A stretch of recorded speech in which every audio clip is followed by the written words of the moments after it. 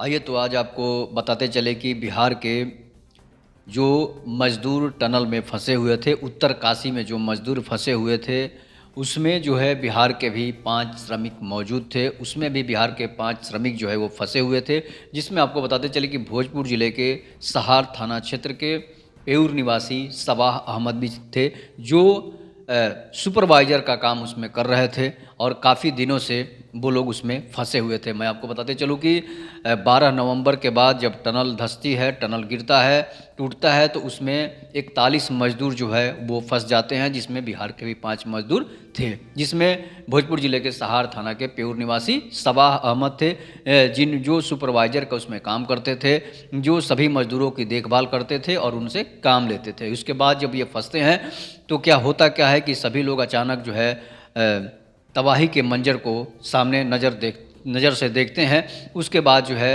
शुरू होता है बचाव कार्य। बचाव कार्य में जो है 17 दिन लग जाते हैं। 17 दिन के बाद सुरक्षित 41 मज़दूरों को जो है निकाला जाता है, जिसमें मैं आपको बताते चलूँ कि सभी स्टेटों के जो मज़दूर थे जो इसमें काम कर रहे थे, काफ़ी हंगामा मचता है, काफ़ी टीवी चैनलों पर ये चलता है न्यूज़। इसके बाद ऑस्ट्रेलिया से जो है टनल एक्सपर्ट को बुलाया जाता है और 17 दिन बाद जो है फिर से मज़दूरों को सुरक्षित बाहर निकाला जाता है। इसी से जब सबाह अहमद से जब पूछा गया तो उन्होंने बताया कि हम लोग जो है 2-3 किलोमीटर तक डेली लगातार उसमें टहलते थे, किसी तरह जो है खाकर उसमें जो खाना बचा हुआ था उसको खाते थे और रहते थे। इसके बाद सरकार ने राहत कार्य जब शुरू किया, बचाव कार्य जब शुरू किया, तो उसमें खाना दिए जाते थे, जिससे हम लोग भोजन करते थे। उसके बाद जब हम लोग बाहर निकलते हैं तो उत्तराखंड के मुख्यमंत्री जो हैं हमसे गले मिलते हैं, हमें गले लगाते हैं और हमारी काफ़ी जो है सम्मान करते हैं। नरेंद्र मोदी, भारत के प्रधानमंत्री नरेंद्र मोदी से भी बात होती है,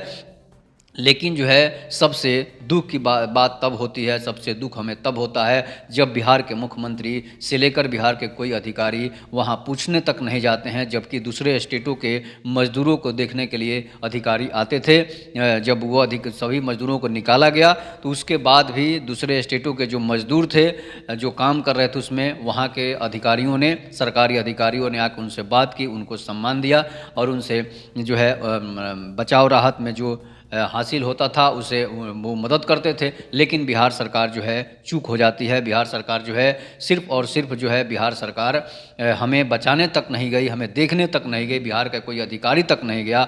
जब हम लोग निकलते हैं वहाँ से, पाँचों मज़दूर जो श्रमिक होते हैं वहाँ से उनको किसी तरह से वहाँ से लाया जाता है, बिहार पटना एयरपोर्ट पर पहुँचाया जाता है। उसके बाद जो है हम लोग अपनी अपनी गाड़ियों से घर पहुँचते हैं। तो ये बहुत दुख की बात है। बिहार सरकार जब सबाह अहमद से जाना गया तो सबाह अहमद ने ही बताया कि बिहार में अगर फैक्ट्री होती, बिहार में अगर कंपनी होती तो हमें आज टनल में फंसने की नौबत नहीं आती। इसके बाद सबाह अहमद को गांव जब पहुंचते हैं तो उन्हें फूल मालाओं से स्वागत किया जाता है। उनके गांव के घर के लोग जो हैं उन्हें फूल मालाओं से स्वागत करते हैं, उनका बेटा जो है उनका स्वागत करता है, उनकी पत्नी और माता पिता उनका स्वागत करते हैं।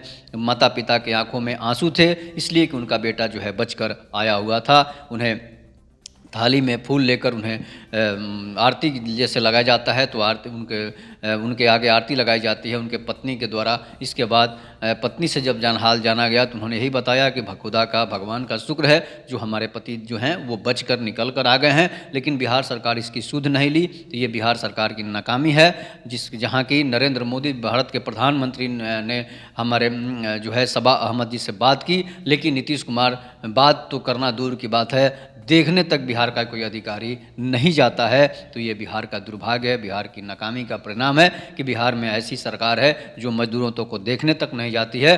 बिहार जो है 40 सालों से जो है नीतीश और लालू की सरकार है, उसके बावजूद भी बिहार के लोग मजदूर बनकर दूसरे स्टेटों में जाते हैं। कभी अफसर बनकर जाएंगे तभी कहा जाएगा कि बिहार विकसित हो रहा है, नहीं तो फिर बिहार विकसित नहीं हो रहा है, बिहार को लूटा जा रहा है, ऐसा कहना है। इसके बाद मैं आपको बताते चलूँ कि सबाह अहमद ने यह भी कहा अगर बिहार में कंपनी होती, बिहार में फैक्ट्री होती तो आज बिहार से मजदूरों का पलायन नहीं होता।